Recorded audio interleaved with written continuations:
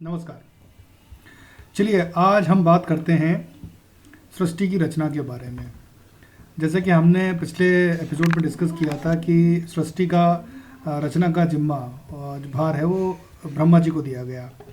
तो अब ब्रह्मा जी, विष्णु जी और शिव जी की आज्ञा से सृष्टि की रचना के बारे में सोच रहे थे और अपने मानस पुत्रों को उन्होंने पैदा किया। अलग अलग टाइप के उन्होंने सृष्टि की रचना करी, अलग अलग सर्गों की रचना करी।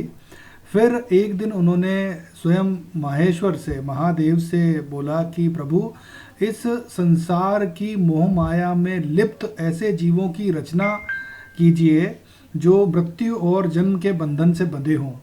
तब स्वयं महादेव जी ने कहा कि ब्रह्मा जी, जन्म और मृत्यु का भय जो है वो जीवों की रचना मैं नहीं, आप करेंगे, क्योंकि संसार रूपी बंधन में बंधे होने के कारण जीवों को दुख होता है और उन दुखों से और उनके कर्मों की मुक्ति से उद्धार मैं करूँगा।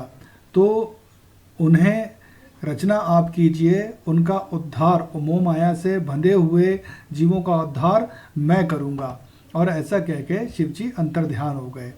इसके बाद ब्रह्मा जी ने पंचभूत तत्वों को लेकर पर्वत, समुद्र, वृक्ष, कला आदि सभी चीज़ों से अलग अलग युगों और कालों की रचना प्रारंभ करी। उत्पत्ति और विनाश करने वाले पदार्थों का निर्माण किया।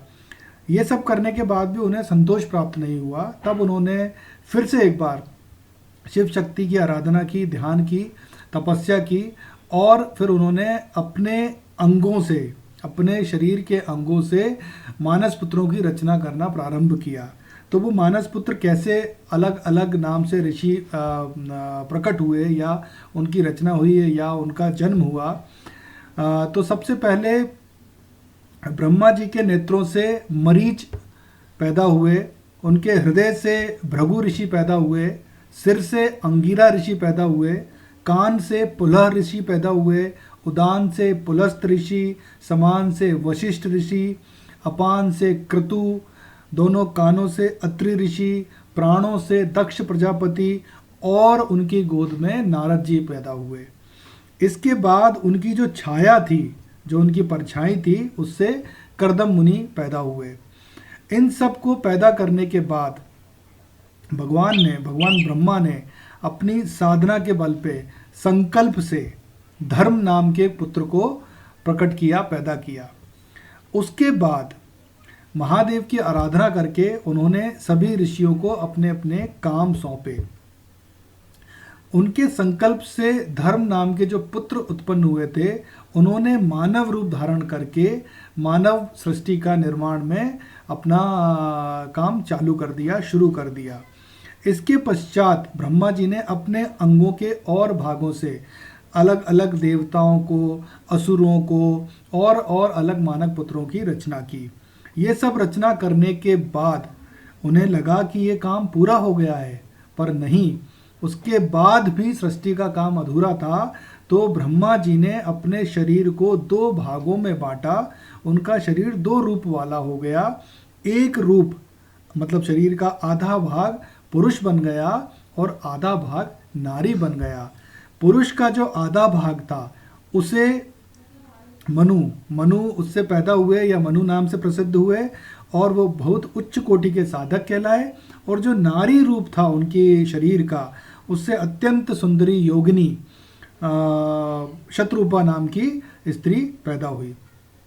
मनु और शत्रुपा ने वैवाहिक विधि से पाणी ग्रहण किया और उसके बाद सृष्टि की रचना का या उसको उत्पन्न करने का कार्य प्रारंभ किया। शत्रुपा ने 2 पुत्रों को और 3 पुत्रियों को जन्म दिया।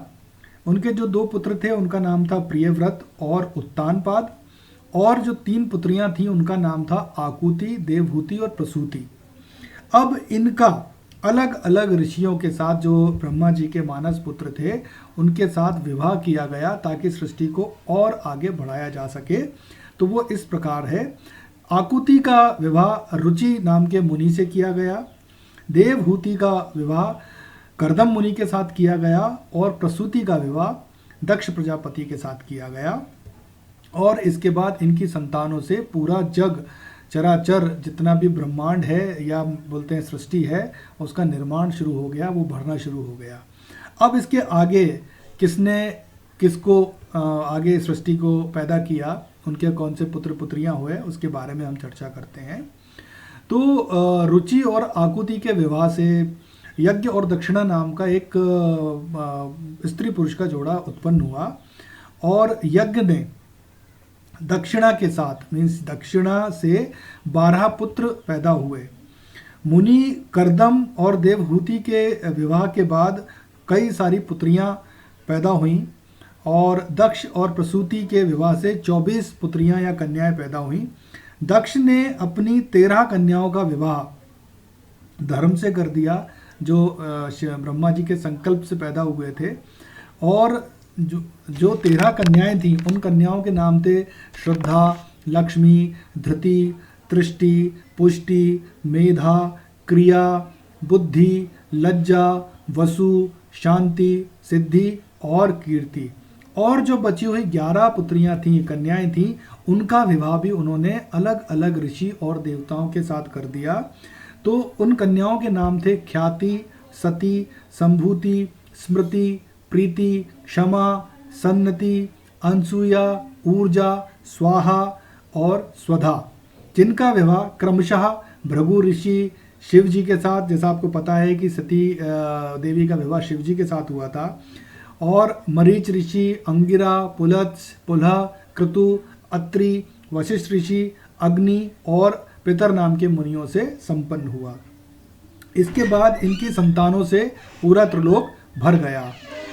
और जैसा कि हम जानते हैं सती का विवाह शिव जी के साथ हुआ था, और बाद में दक्ष प्रजापति ने यज्ञ का अनुष्ठान किया था जिसमें उन्होंने शिव जी को नहीं बुलाया था, और सती देवी उससे नाराज़ हो गई थी। वो बात उन्हें अच्छी नहीं लगी थी, और उन्होंने अपने आप को उसी यज्ञ अग्नि में प्रवाहित कर लिया था और अपने प्राण त्याग दिए थे। जिसके बाद शिव जी ने तांडव किया था, और सृष्टि को बचाने के लिए स्वयं विष्णु जी ने चक्र से हमारा देवी सती के 51 खंड कर दिए थे, और वो 51 खंड भारतवर्ष में मतलब पूरे जम्बू द्वीप में अलग अलग जगह पर अलग अलग अंगों के जो खंड गिरे थे उनसे शक्तिपीठ का प्राकट्य हुआ था, और वो शक्तिपीठ आज अलग अलग जगहों पर माता शक्तिपीठ के नाम से प्रसिद्ध हैं। तो यहाँ तक तो थी ये सब कहानियाँ। इसके बाद दक्ष प्रजापति और बाकी श्रेष्ठ मुनियों की और भी संतानें हुई, वो भी हम आगे बताएंगे। जैसा अगर मैं बात करता हूँ कि इसके बाद दक्ष प्रजापति की और भी कन्याएं थीं, तो उनमें से कल्पभेद नाम की रानी के साथ दक्ष की 60 और पुत्रियां हुई, कन्याएं हुई, जिनमें से 10 कन्याओं का विवाह उन्होंने फिर से धर्म के साथ किया, और 27 कन्याओं का विवाह चंद्रमा के साथ किया। और वो चंद्रमा के, जैसे आप जानते हैं 27 नक्षत्र होते हैं, वो ये सारी नक्षत्र कन्याएं हैं। और जो 13 कन्याएं थीं उनका विवाह उन्होंने कश्यप ऋषि के साथ किया। 4 कन्याओं का विवाह अरिष्ट नेमि के साथ किया। भृगु, अंगिरा और कुशाज के साथ 2-2 कन्याओं का विवाह किया। कश्यप ऋषि की संतानों से पूरा त्रिलोक भर गया। देवता, ऋषि, दैत्य, वृक्ष, पक्षी, पर्वत, लताएं आदि सब कश्यप पत्नियों के द्वारा ही पैदा किए गए हैं। इस तरीके से ब्रह्मा जी ने सृष्टि की रचना कर दी, और ये सृष्टि की रचना ऐसे ही आगे चलती रही। तो ये जो भी ऋषि हैं, मुनि हैं, जिनके हम नाम अभी हम सुन रहे हैं, ये सभी ब्रह्मा जी के मानस पुत्र हैं, बहुत ही शक्तिशाली हैं, और कई हज़ारों वर्ष तक ये जीवित रहे थे, और अपनी तपस्या से इन्होंने अलग अलग काल में, युगों में काफ़ी काम किए, ख्यातियाँ प्राप्त की, और बहुत सारी रचनाएं की। तो आगे हम इन ऋषियों के बारे में विस्तार से चर्चा करेंगे कि वशिष्ठ ऋषि या सप्त ऋषि, ब्रह्मर्षि, अगस्त्य मुनि और बहुत सारे नारद जी हुए, इनके बारे में हम आगे अगले एपिसोड में चर्चा करते रहेंगे।